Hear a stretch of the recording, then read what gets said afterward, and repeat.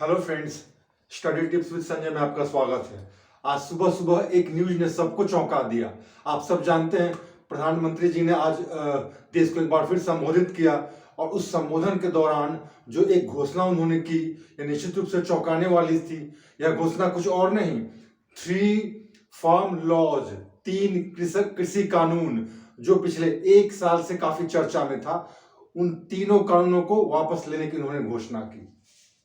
पूरे देश के लिए बड़ी चौंकाने वाली बात थी, क्योंकि किसी ने भी यह उम्मीद नहीं की होगी कि प्रधानमंत्री मोदी जैसे आयरन मैन इस तरह से पीछे अचानक हट जाएंगे।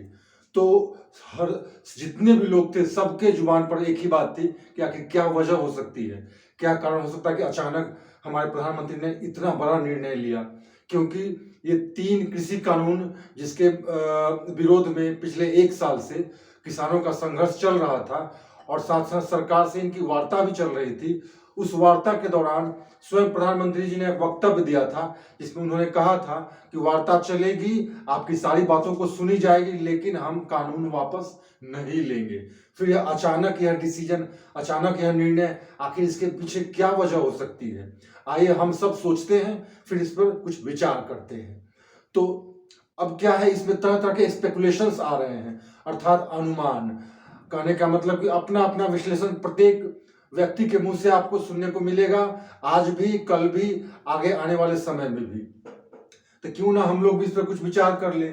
जैसे कुछ लोगों का मानना है कि यह निर्णय कंप्लीटली पॉलिटिकल है। कहने का मतलब ये कि मोदी जी के इस निर्णय से यह साबित हो गया कि ही प्रेफर्ड पॉलिटिक्स टू इकोनॉमिक्स। कहने का मतलब ये कि राजनीति को उन्होंने ऊपर रखा अर्थशास्त्र से, अर्थव्यवस्था से।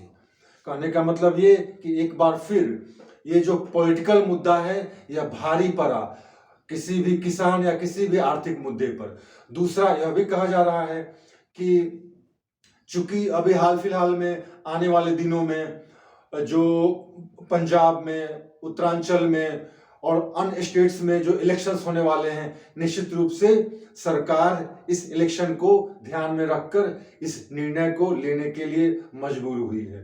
कुछ लोगों का यह भी मानना है कि जो सिविक पॉल्स हुए हैं हिमाचल में और कुछ दूसरी जगह पे, पंजाब में सॉरी, तो वहां पे बीजेपी की स्थिति अच्छी नहीं रही, तो इस वजह से शायद सरकार डर गई है कि क्यों ना कुछ ऐसा किया जाए कि किसानों का जो कॉन्फिडेंस है उसको वापस लाया जाए, उन्हें अपने कॉन्फिडेंस में लाया जाए, उन्हें खुश किया जाए। तो इससे बेहतर और उपाय क्या हो सकता है कि जो पिछले 1 साल से जो मांग लगातार वो कर रहे हैं कि इन 3 कृषक कानूनों को हटाया जाए, हटाया जाए, हटाया जाए। फाइनली सरकार ने उनके सामने घुटने टेक दिए। लेकिन यह तो ही कुछ पॉलिटिकल बातें या ऐसी बातें जो आमतौर पे न्यूज़पेपर में या पॉलिटिकल एनालिसिस में सुनने को मिलता ही है। लेकिन एक अहम मुद्दा इसमें, एक अहम बात इसमें यह भी है कि क्या इसके पीछे कोई और भी कारण है या सिर्फ पॉलिटिकल कारण ही है? निश्चित रूप से कुछ और कारण भी हो सकते हैं। उसमें एक महत्वपूर्ण कारण क्या है? देश की सुरक्षा, इंटरनल एंड एक्सटर्नल सिक्योरिटी। यह भी एक बहुत ही जबरदस्त रूप से आप कह सकते हैं कि ओपिनियन काफी तेजी से सुनने को मिल रहा है कि मोदी जी ने, अर्थात वर्तमान सरकार ने, हमारे प्रधानमंत्री जी ने देश की सुरक्षा को ध्यान में रखकर इस निर्णय को लिया है। अब किस प्रकार की सुरक्षा, वो कौन सा डर है, वो कौन सा संकट है जिसके कारण मोदी जी इस प्रकार के निर्णय लेने के लिए मजबूर हुए हैं? तो उस संबंध में यह माना जा रहा है कि जो किसान आंदोलन चल रहा है पिछले 1 साल से, इसमें पंजाब, हरियाणा और वेस्टर्न यूपी के मुख्य रूप से इन क्षेत्रों के किसान हैं। तो इन सिख किसानों के जो लगातार चल रहे इन आंदोलन के बीच में कुछ ऐसे लोग भी हैं जो खालिस्तान समर्थक हैं, जो खालिस्तान, आप कह सकते हैं, आतंकवादियों से मिले हुए हैं और जिनका कहीं ना कहीं कनेक्ट लंदन बेस्ड खालिस्तानियों से भी है। ये इस मौके का फायदा उठा रहे हैं और धीरे धीरे अपनी जड़ों को मजबूत कर रहे हैं पंजाब में और देश के दूसरे भागों में। या कहीं ना कहीं धीरे धीरे पंजाब में या भारत के अंदर लोगों को बांटने की कोशिश कर रहे हैं और यह किसान का मुद्दा उनके लिए कहीं ना कहीं एक कवर अप का काम कर रहा है। और यह बात सरकार को निश्चित रूप से पंजाब में एक सर्वे की गई, उसके माध्यम से यह पता चला है। तो सरकार इस बारे में सचेत हो गई। सरकार को लगा कि नहीं, अगर अगर यह किसान आंदोलन एक नई और बहुत बड़ी समस्या को जन्म देगा, जो निश्चित रूप से देश की आंतरिक और बाह्य सुरक्षा से संबंधित है, तो यह वर्तमान सरकार देश की सुरक्षा के मामले में किसी भी तरीके से कंप्रोमाइज करने को तैयार नहीं हो सकती, भले ही उसे इस किसी कानून को वापस ही क्यों न लेना पड़े। तो एक मुद्दा यह भी है। तो कहने का मतलब कि ये तरह तरह के जो ओपिनियंस हैं ये हमारे सामने आ रहे हैं। अब जब हम लोग किसी कानून के वापस लेने की बात कर रहे हैं तो थोड़ा सा हम लोग पीछे की ओर चले और जाने कि आखिर ये 3 कौन से कानून थे और क्या वजह थी कि किसानों ने लगातार इसका विरोध किया है। ऐसी कौन सी वजह थी, कौन सा डर था जिसके कारण वो इस तरह से 1 साल से आंदोलन करने के लिए मजबूर हुए। पहला जो कानून था यह था कृषि उत्पादन, व्यापार और वाणिज्य संवर्धन और सुविधा कानून 2020। यह जो कानून था कृषि उत्पादन, व्यापार और वाणिज्य संवर्धन और सुविधा कानून, यह कानून दरअसल इसलिए लाया गया था ताकि किसानों को APMC, agriculture produce market committees, जिसे बोलते हैं साधारण भाषा में सरकारी मंडी या फिर बोलते हैं बाजार समिति, विभिन्न राज्यों में अलग अलग इसके नाम हैं, इसकी मोनोपोली से किसानों को बचाने का उद्देश्य था इस कानून के पीछे। क्योंकि अब तक इस कानून के तहत किसान यहीं पर अपने अनाज को इसी क्षेत्र में अर्थात एपीएमसी कमेटी के क्षेत्र, जहां तक क्षेत्र होता है उस क्षेत्र के अंतर्गत जो भी किसान हो इसी मंडी में, सरकारी मंडी में अपना अनाज बेचने के लिए बाध्य थे। लेकिन इस नियम से अर्थात इस कानून से एपीएमसी के इस वर्चस्व को, इस मोनोपोली को खत्म किया गया और किसानों को यह मौका दिया गया कि वह मंडी से बाहर किसी भी प्राइवेट प्लेयर से अपना अनाज बेच सकते थे। निश्चित रूप से एक बहुत ही अच्छा मौका था उनके लिए, क्योंकि उनके पास और भी विकल्प था, शायद उनको बेहतर कीमत मिल सकती थी। लेकिन एपीएमसी अर्थात सरकारी मंडी के आड़तियों, जो बेसिकली क्या होते हैं, मिडलमैन होते हैं, जो मिडलमैन होते हैं किसानों और जो होलसेलर्स वहां बैठते हैं कृषि मंडी में, उनके बीच उन्हें यह क्या नागवार गुजरा, क्योंकि उनका धंधा पानी बिल्कुल बंद हो जाता और इसलिए मुख्य रूप से वो आगे आए इस आंदोलन में और इसका विरोध करने लगे। साथ साथ कुछ और भी कारण थे। एपीएमसी को यह भी लगा कि शायद आगे, किसानों को यह भी लगा शायद कि आगे चलकर जो मिनिमम सपोर्ट प्राइस है, न्यूनतम समर्थन मूल्य, वह शायद हमेशा के लिए समाप्त न हो जाए। इस डर से, हालांकि यह डर बहुत ही उचित नहीं था, लेकिन शायद कानून को न समझने की वजह से उन्हें हमेशा यह डर सताता रहा और वो लगातार आंदोलन पर अडिग रहे।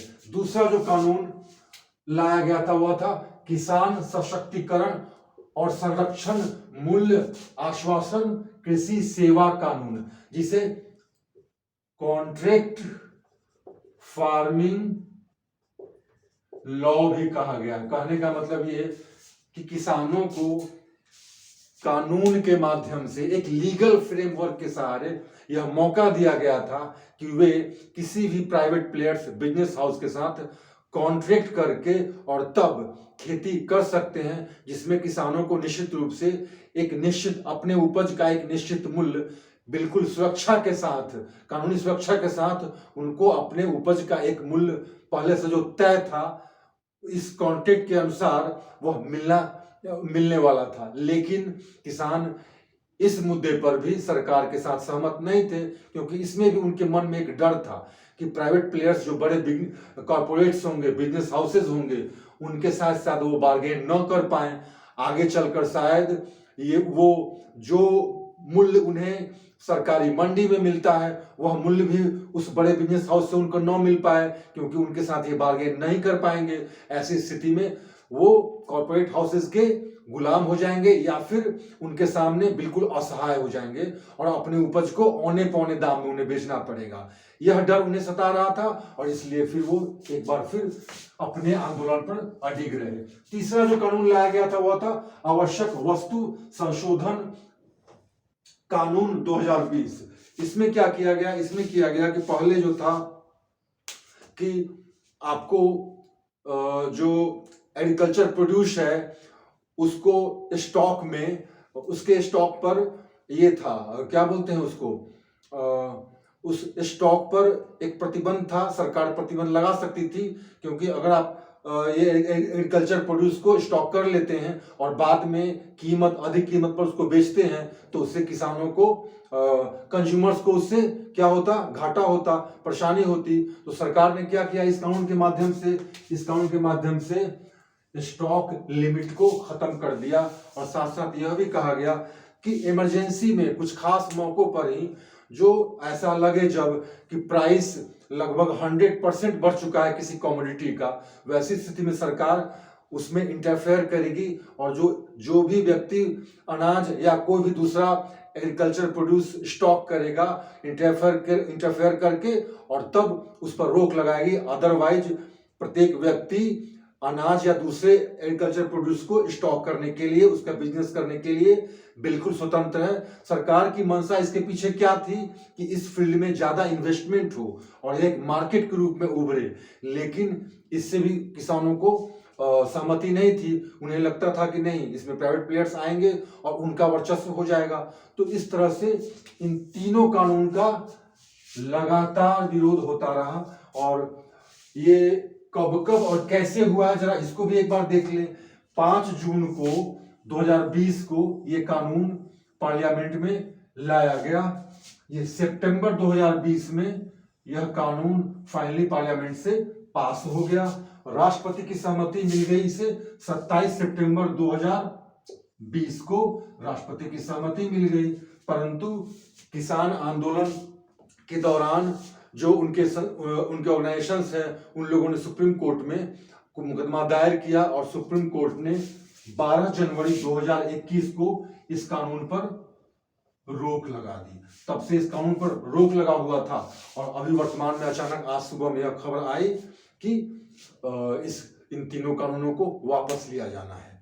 तो जहां तक मुझे लगता है कि अपना अपना स्पेकुलेशन है, अपना अपना विश्लेषण है, लेकिन जो देश की सुरक्षा वाली बात है, जिसको बोलते हैं देश की सुरक्षा, और खासकर खालिस्तानी जो संगठन हैं या आतंकवादी हैं, जो कहीं ना कहीं निश्चित रूप से इस आंदोलन के माध्यम से देश में अपनी पैठ पुनः बनाने की कोशिश कर रहे थे, साथ साथ इसको एक अंतर्राष्ट्रीय मुद्दे के रूप में भी उछाला जा रहा था। जैसा कि आपने सुना होगा टूल किट विवाद, जिसमें कहीं ना कहीं इस आंदोलन को इस तरीके से अंतर्राष्ट्रीय स्तर पर प्रोजेक्ट किया गया था, जिसमें भारतीय सरकार को किसानों का दुश्मन बताया गया, या फिर ऐसा बताया गया जैसे यहाँ ह्यूमन राइट्स का वायोलेशन हो रहा है। सरकार या और भारत में बिल्कुल इंटॉलरेंस प्रिवेल कर चुका है और यहाँ की स्थिति बहुत ही खराब है। तो भारत का अंतर्राष्ट्रीय स्तर पर एक जो इमेज बनने लगा था वह अच्छा नहीं था, बल्कि एंटी डेमोक्रेटिक था, जो कि सच्चाई से बिल्कुल अलग है और बिल्कुल विपरीत है। तो आंतरिक सुरक्षा के मुद्दे को लेकर खालिस्तानी जो आतंकवाद है उसको फिर से अपना पांव फैलाने न दिया जाए, यह मुद्दा, या फिर भारत की छवि को विदेशों में जिसे गलत तरीके से प्रोजेक्ट किया जा रहा था उसको बेहतर करने के लिए, भारत की असली छवि को सामने लाने के लिए यह निर्णय संभवतः लिया गया। ऐसा मानने में मुझे लगता है किसी को ऐतराज नहीं होना चाहिए, क्योंकि यह काफी जेन्युइन लगता भी है। साथ साथ एक और मुद्दा, एक और बात काफी चर्चा में, वो ये कि जो आंदोलन पिछले 1 साल से चल रहा है उसकी फंडिंग कहां से आई। तो उसके बारे में भी यह कहा, कोई भी आंदोलन आप समझ सकते हैं, कोई भी आंदोलन बगैर पैसे के नहीं चलता है। आप जान रहे होंगे कि जो सिटीजनशिप अमेंडमेंट एक्ट जो लाया गया था उसके अगेंस्ट में 3-4-5 महीने जो आंदोलन चला उसमें लगभग करोड़ रुपए खर्च हुए थे और यह फंडिंग बाहर से हो रही थी। तो इस बात की भी रिपोर्ट मिली थी कि इस आंदोलन की फंडिंग पाक और चीन से हो रही है, जो कहीं ना कहीं देश को अस्थिर करने, डिस्टेबलाइज करने और साथ साथ बांटने और इंडिया की इमेज को विदेशों में खराब करने की कोशिश का एक बहुत बड़ा एक प्रयास चल रहा था इस आंदोलन के माध्यम से। तो इसलिए हमारे प्रधानमंत्री ने, या फिर कहे इस सरकार ने, यह समझा कि देश की सुरक्षा और भारत के इमेज को ध्यान में रखकर अगर इस कानून को, बल्कि इन तीनों कानून को वापस लिया जाए तो सरकार और हमारा देश कहीं से भी घाटे में नहीं रहेगा। और इस तरीके से हमारी सरकार ने, यूं कहिए कि मोदी जी ने इस निर्णय को वापस लिया। हालांकि इस पर बहुत सारी बातें अभी और आनी बाकी है, इसके और कई विश्लेषण आएंगे, लेकिन फिलहाल मुझे लगता है कि यह तर्क कि देश की आंतरिक सुरक्षा और आतंकवाद को ध्यान में रखकर इस निर्णय को लिया गया है। अगर ऐसा है तो निश्चित रूप से स्वागत योग्य है। Thank you very much.